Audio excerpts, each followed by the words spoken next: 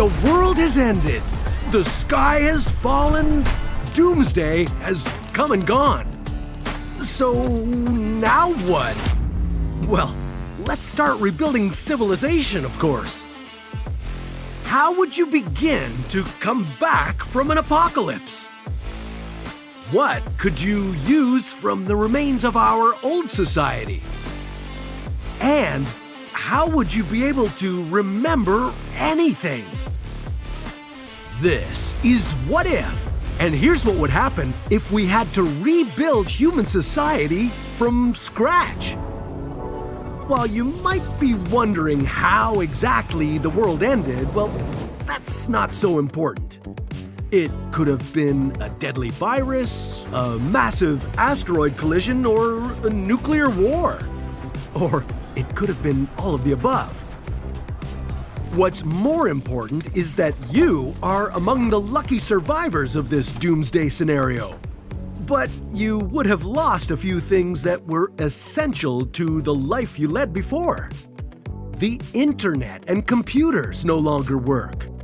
Libraries and databases have been destroyed, and many of our world's knowledge keepers, like scientists, engineers, and doctors, have tragically perished. But you wouldn't have much time to mourn. If you wanted to keep the torch of humanity lit through these terrible times, you'd need to focus on what you could do with all the other survivors to, well, survive. And to start rebuilding society, you'd really only need 3 essential things. In his book, The Knowledge: How to Rebuild Our World from Scratch, astrobiologist Lewis Dartnell says that even though there have been many things vital to our society's development, there are 3 essentials that stand out above all else: food, fire, and knowledge. You'd need to figure out how to ensure everyone gets the food and nutrients they need to survive. You'd have to harness sources of power to make tools and fuel transportation. And lastly, you'd want to share and record that knowledge so your society's future could continue to thrive. And while you might consider yourself a smart cookie with a sense of rugged individualism, you wouldn't be knowledgeable enough to rebuild things on your own. You'd need the collective wisdom and strength of everyone around you, and be ready to ask questions and explore outcomes. Step 1 to rebuilding society would involve the most important thing: staying alive. In the beginning, you'd have to get by with no power, no antibiotics, and none of the comforts of our modern world. During this period of time, people would need clean water, shelter, and fire for warmth. If you don't already know how to take care of these things, you better find some people who do. ASAP. Step 2 would rely on scavenging what remains of societies to find things that could be useful to you and others. First and foremost, that would mean going through supermarkets for anything with a long shelf life. Of course, this wouldn't be a long-term solution, but it would at least tide you over and keep your stomach growling to a minimum. Growing a wide variety of foods would be an essential next step. And then, of course, you'd want a way of preserving them. Grains like wheat, rice, and corn have been some of the most important crops in human history. They grow fast and fill us up. Put the focus on them first. You'd need to develop technologies to grind grain into flour, similar to the ancient Roman water wheel or medieval windmill. Otherwise, you'd be stuck doing it all by hand. Hopefully, it wouldn't take you and your community too long to figure out something that works. Then you'd finally be able to concentrate on more complex things, like power sources other than fire. After years of rebuilding the basics, it may be tempting to think you could pick up exactly where modern society left off, by burning fossil fuels. But you'd find that we've already used so much of these resources up, they would no longer be so easily accessible. You'd need to build extremely complex drilling systems in very remote areas. And that wouldn't be so realistic after an apocalypse.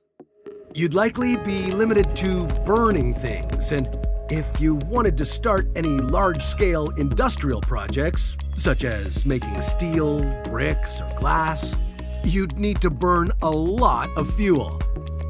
Charcoal would probably be the best available option. Charcoal burns hot, hotter than coal. It's practically carbon neutral too, so this would be a relatively sustainable model to rebuild your society with. You could take a few lessons from Brazil, which is currently the largest charcoal producer in the world. Just take your timber, air dry it, pile it into a soil-covered mound, and let it smolder. If that's not sustainable enough for you, well, I'm sorry to say that you wouldn't be able to jump right into using renewable energy. While it would seem nice to throw up a bunch of solar panels and call it a day, these are made from pure silicon. And silicon is sand, processed in a complicated manner you wouldn't be able to replicate just yet. And then there'd be possibly the most important step of all: communication. Connection is vital for human beings. You'd need to find and talk to other survivors in order to save the human race as a whole. Now, on a small scale, you could communicate with your local community by teaching people and inspiring them. Stories are a great way to retain information. A well-told story could make it 20 times easier to remember important facts. But to find survivors beyond your immediate surroundings, basic technology like a radio would be vital. This could seem simple, but it would be even more complex than building a toaster from scratch. If you managed to figure that out, the next challenge would be communicating messages. This is where something like Morse code would come into play. But there's a good chance you'd have to learn that from scratch. The upside is that even if the people receiving the message can't understand it right away, they at least know there are others out there. Once you established contact with other communities, you could start trading with them. You could share resources and information, and that would improve both communities' ability to survive. Piece by piece, you'd be on the road to rebuilding society, and who knows, maybe you'd be off to a better start, since you'd be using the power of your collective intelligence and will to survive. Or maybe you'd like to see how well you'd fare if you were the only person left on Earth. But that's a story for another What If.